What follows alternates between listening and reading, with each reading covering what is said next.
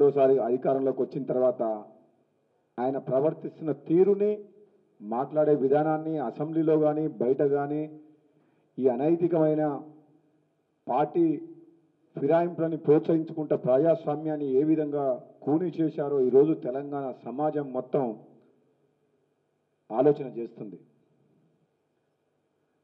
ముఖ్యమంత్రి గారు అంటారు, కేటీఆర్ గారు అంటారు, మా టీఆర్ఎస్ పార్టీ ఎంపీ అభ్యర్థుల ముఖం చూడకండి, కేసీఆర్ ముఖం చూడకండి చెప్పిండు. అంటే దాని అర్థం వాళ్ళు డమ్మీ క్యాండిడేట్లు, ఈయన ఒక్కడే. అటువంటప్పుడు మరి ఎంపీ క్యాండిడేట్లు ఎందుకు? మరి ఎన్నికలు ఎందుకు? నీ పేరు మీద ఎన్నికలు జరగాలంటుండ్రు. మంత్రులు అవసరం లేదు, ఎంపీలు ఎమ్మెల్యేలు ముఖం చూడాల్సిన అవసరం, నీ ముఖం నీ కొడుకు ముఖం చూసి ఓట్లు ఏమని అంటుండ్రు.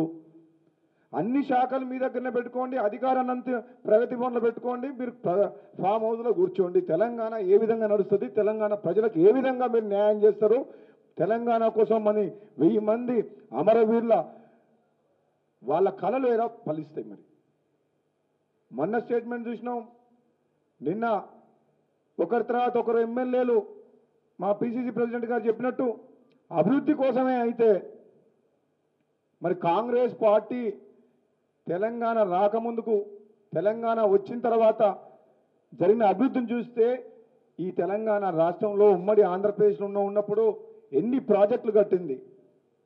ఒక ఆంధ్రప్రదేశే కాదు, యావత్ భారతదేశంలో 120 ప్రాజెక్టులు కంప్లీట్ చేసి కోట్ల ఎకరాలకు సాగునీరు అందిన కాంగ్రెస్ పార్టీ కాదా?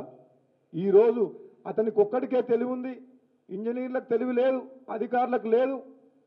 ఆయన ఒక్కడే కూర్చొని మాట్లాడి, ఆయన ఒక్కడే ప్రాజెక్టులు రీడిజైన్ చేసి ఆయనకి ఇష్టం వచ్చిన వాళ్ళు కట్టబెట్టి లక్షల కోట్ల రూపాయల అప్పులు తీసుకొచ్చి ఈ తెలంగాణ రాష్ట్రాన్ని అప్పుల భూమిలోకి నెట్టేసిన తప్పితే ఒక్క ప్రాజెక్టు కూడా ఈరోజు ఒక్క ఎకరానికి సాగునీరు అందించిన పాపాన పోలేదు.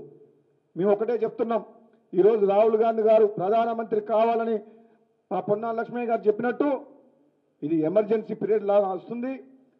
ఒక మతం గురించో ఒక ఇంకో విద్వేషాన్ని రెచ్చగొట్టి ఈ భారతదేశాన్ని విచ్ఛిన్నం చేసేందుకు అవసరమైతే 4 బాంబులు పక్క దేశం మీద వేసైనా సరే ఓట్ల కోసం యుద్ధ వాతావరణం సృష్టించి అధికారంలోకి రావాలని బీజేపీ చూస్తుంది. కానీ ఎక్కడ కూడా కేసీఆర్ గారే అన్నారు,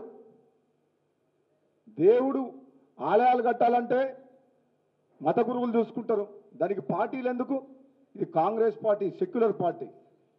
ముఖ్యంగా ఈ బడుగు బలహీన వర్గాలకు ఈరోజు న్యాయం జరుగుతుందంటే ఈ కాంగ్రెస్ పార్టీ ద్వారా ఈ దేశంలో కానీ తెలంగాణ రాష్ట్రంలో కానీ సామాజిక తెలంగాణ వైపు అడుగులు పడాలంటే కాంగ్రెస్ పార్టీ రాహుల్ గాంధీ ప్రధానమంత్రి కావాల్సిన అవసరం ఉంది. కాబట్టి తెలంగాణ సమాజం మొత్తం ఆలోచించి కేసీఆర్ కుటుంబం ఈరోజు అహంభావంగా ఏ విధంగా ప్రవర్తిస్తుండ్రో, అధికారంలోకి వచ్చిన 2 నెలలు కూడా మంత్రివర్గ విస్తరణ చేయకపోవడం,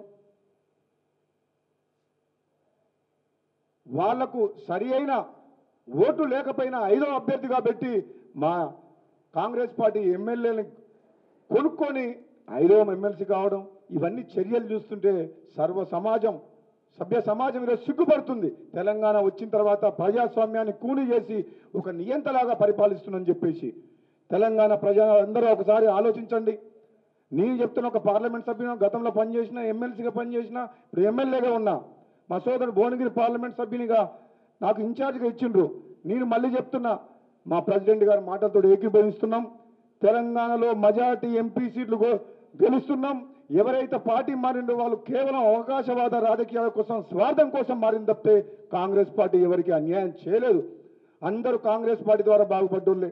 ఒకసారి టికెట్ రావచ్చు రాకపోవచ్చు, కానీ ఎప్పుడో ఒకసారి కాంగ్రెస్ పార్టీ ద్వారా పదవులు అనుభవించిన వాళ్ళే ఈరోజు ఏదో ఒక వంక చూపించి పార్టీ మారుతుంది తప్పితే అందులో వాళ్ళ స్వార్థం ఉంది తప్పితే పార్టీ రాహుల్ గాంధీ గారు తీసుకునే నిర్ణయాలు ఎక్కడ కూడా తప్పు లేదు. మళ్ళీ చెప్తున్నా, సారు 16 అంటుండ్రు.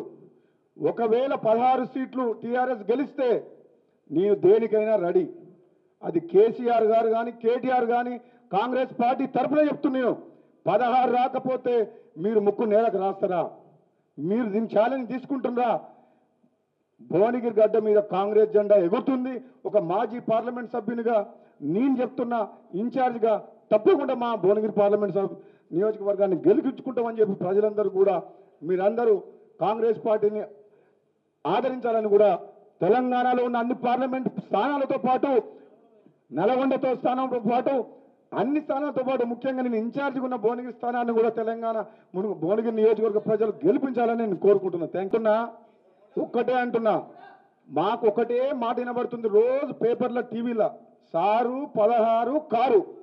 ఒకవేళ 16 సీట్లు వాళ్ళు గెలుచుకుంటే ఏ ఛాలెంజ్కైనా రెడీనే అని చెప్పి నేను కేసీఆర్ని కేటీఆర్ని ఎవరు వస్తారో తండ్రి కొడుకులను రమ్మని చెప్పు. 16 వాళ్ళ సీట్లు వాళ్ళు గెలిచినట్టయితే నేను పార్టీ తరపున ఒక వ్యక్తిగా రాజగోపాల్ రెడ్డి మునుగోడు భువనగిరి పార్లమెంట్ ఇన్ఛార్జిగా నేను ఛాలెంజ్ విసురుతున్నా. నిజంగా దమ్ముంటే ధైర్యం ఉంటే వాళ్ళు ఏదైనా చెప్పండి, నేను రెడీగా ఉన్నా అని చెప్తున్నా.